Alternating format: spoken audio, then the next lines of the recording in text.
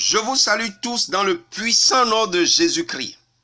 Nous trouvons notre exhortation de ce matin dans le livre de Jean. Jean au chapitre 2, du verset 13 au verset 17. Il est écrit: La Pâque des Juifs était proche et Jésus monta à Jérusalem. Il trouva dans le temple les vendeurs de bœufs, de brebis et de pigeons et les changeurs assis. Ayant fait un fouet avec des cordes, il les chassa tous du temple, ainsi que les brebis et les bœufs. Il dispersa la monnaie des changeurs et renversa les tables. Et il dit aux vendeurs de pigeons: ôtez cela d'ici, ne faites pas de la maison de mon Père une maison de trafic. Ses disciples se souvinrent qu'il est écrit: le zèle de ta maison me dévore. Amen. À Jérusalem, Jésus entra dans le temple de Dieu. Que trouva-t-il dans le temple? Il trouva des gens en train de vendre des bœufs, des brebis, des pigeons, en train de faire des trafics d'argent, toutes sortes de trafics dans la maison de Dieu. Alors, Jésus les chassa tous du temple.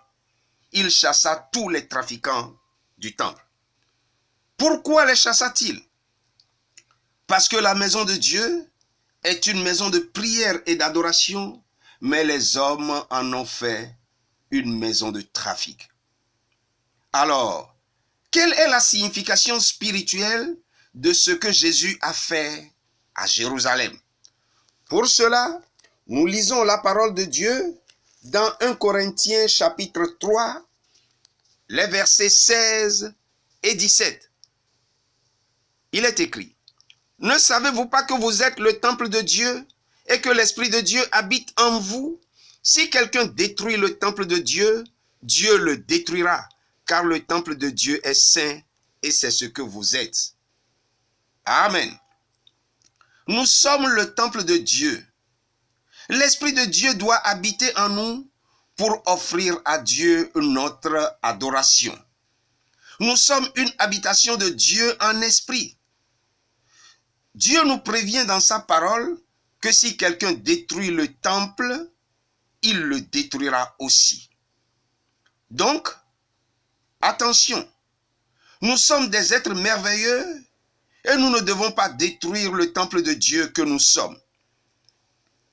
Comment pouvez-vous détruire le temple de Dieu? Vous pouvez détruire le temple de Dieu en permettant aux démons, aux mauvais esprits, aux esprits impurs de développer des trafics dans votre corps.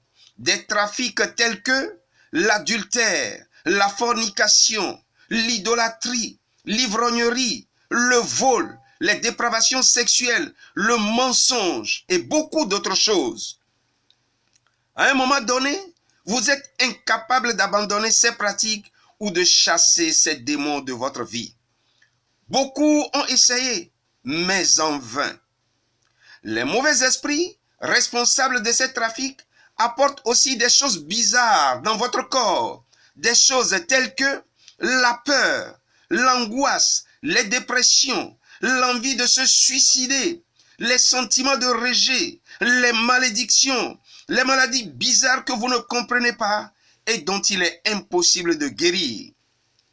Le temple de Dieu, votre corps, est en train d'être détruit. Vous avez une part de responsabilité dans cette destruction.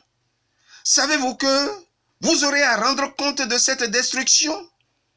Ce matin, Jésus-Christ veut vous débarrasser de ces trafiquants, de ces esprits impurs, comme il l'a fait dans le temple à Jérusalem.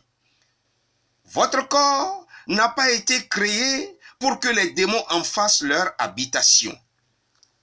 Nous lisons maintenant dans Apocalypse chapitre 3, le verset 20. Il est écrit: Voici, je me tiens à la porte et je frappe. Si quelqu'un entend ma voix et ouvre la porte, j'entrerai chez lui, je souperai avec lui et lui avec moi. Amen. Jésus-Christ est à la porte de votre cœur ce matin.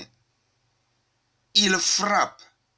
Il veut entrer dans votre vie pour vous délivrer. Seul Jésus-Christ peut chasser les trafiquants et leurs malédictions. Seul Jésus-Christ peut vous délivrer de vos maladies pour lesquelles la science n'a pas de solution. Seul Jésus-Christ peut vous purifier en tant que temple. Voulez-vous le laisser dehors ou voulez-vous ouvrir la porte de votre cœur et l'inviter à entrer? Si vous ouvrez ce matin la porte de votre cœur et que vous l'invitez à entrer, il soupera avec vous et vous avec lui. Mon frère, ma sœur, nous vous en supplions, acceptez Jésus-Christ aujourd'hui même pour expérimenter une nouvelle vie. Merci de prendre la bonne décision ce matin et que Dieu vous bénisse. À très bientôt. Amen.